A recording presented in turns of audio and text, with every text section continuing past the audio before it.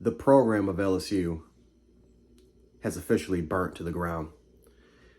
And I'll just say this, of course, I have no beef with LSU fans. For the most part, there are some LSU content creators, some pretty big time ones that have talked their smack about the program burning up in flames. And it's pretty ironic that pretty much about a year later, we've now circled back to the moment where your head coach, Brian Kelly's been fired.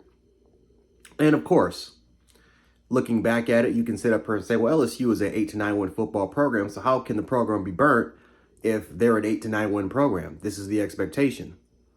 Well, Brian Kelly has been the most successful coach, and yeah, Ed Orgeron won a national championship. But speaking wise, for the most part, Brian Kelly, he brought you a couple of 10-win seasons, got you 9-game wins last time, and the fact that you guys invested millions of dollars, whether it was to the players from the portal, whatever the situation was, especially in this age of NIL. You went out and got Patrick Payton. You went out and you literally got Cooley, Halsey, Delane, potentially 2 top 50 overall players that you got from the transfer portal alone. And it still wasn't good enough. It still wasn't good enough to save your head coach, to save Brian Kelly's job. So you can sit up here and make the excuse all you want, and you know exactly. And for people who's been watching my content, you know exactly what I'm talking about. I'm just not going to mention the name, but you know what I'm talking about. But for those who know, I'm just going to say this. Brian Kelly ruined y'all. He ruined y'all. And when he did that fake accent, and let me tell you something, I'm a Northerner too. So we Northerners, man, when it comes to replicating Southern sounds, it's embarrassing. Like, we just got to accept who we are. We just got to accept who we are.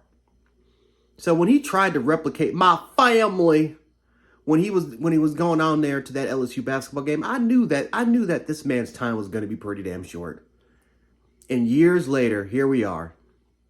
Brian Kelly stole money from LSU, and now LSU has to do a buyout.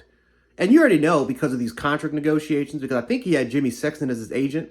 And we all know how Jimmy Sexton is just running circles around these athletic directors or the people that are doing these contracts, regardless regardless of which athletic administration it is.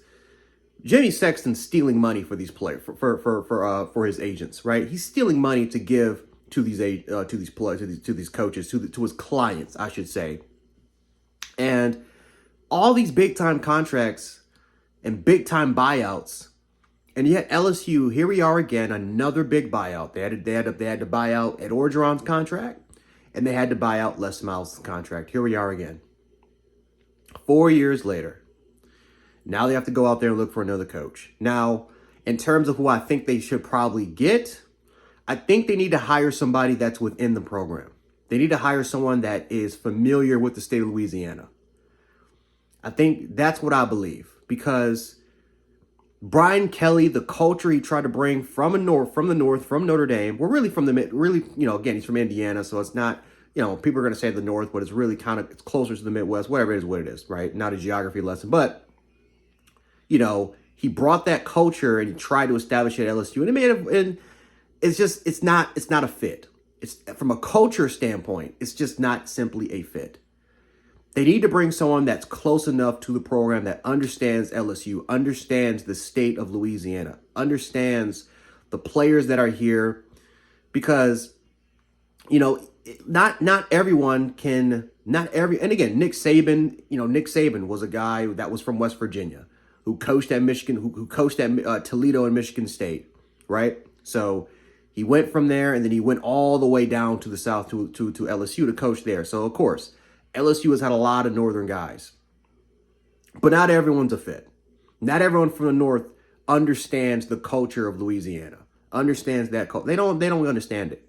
And so you need to bring someone that I think that's a little bit closer to home, that the boosters feel comfortable with, that your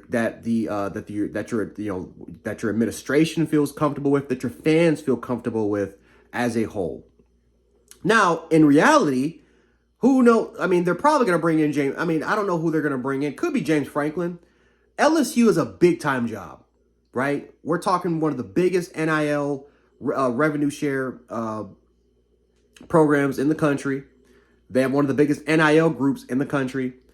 They will spend millions upon millions of dollars on their athletic facilities, on equipment, on sports and medicine or sports and medicine, right? You know what I'm trying to get at. Conditioning programs, all that type of jazz.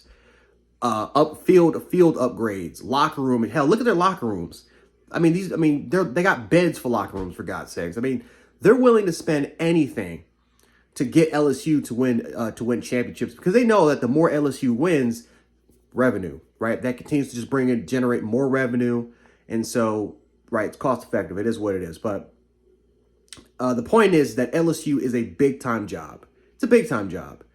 And most likely, they're probably going to get a big time head coach that's going to come in there and fill the void. James Franklin is going to be candidate number one. Fran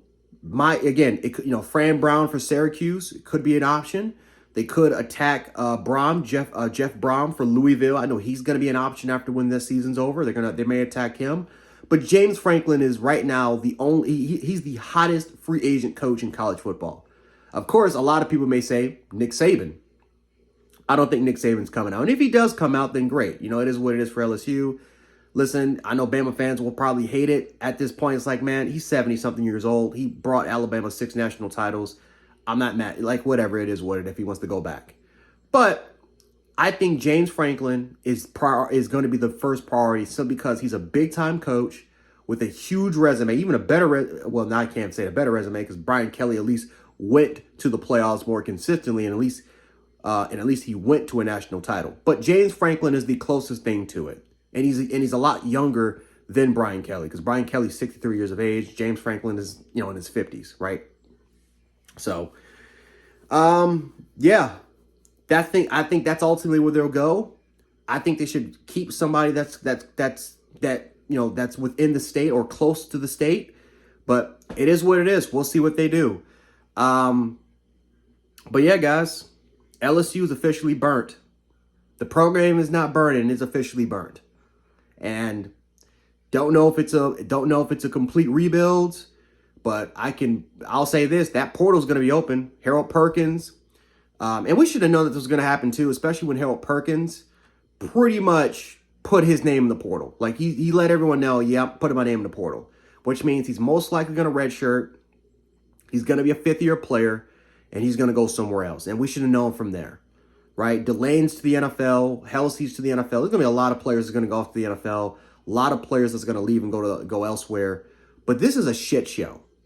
And this is not how it used to be. This is why I think you need to get someone that's close to the state, right? That understands recruiting, understands the state of Louisiana and trying to close that fence, understands and that can relate to the players. Because it's going to be a shit show of players leaving, coaches getting fired. It's going to be a shit show. This is not like how it used to be 10, 15 years ago where you could just play for the boot because you were born here. That's not the case anymore. We're in NIL, right? We're in the portal era. Players got agents upon agents. Like, they don't got time for this loyalty shit. They got to think about their futures. They got to think about their families. So it is what it is, guys. They got to make it higher, and they got to make some things quick, because otherwise it is going to be a complete rebuild.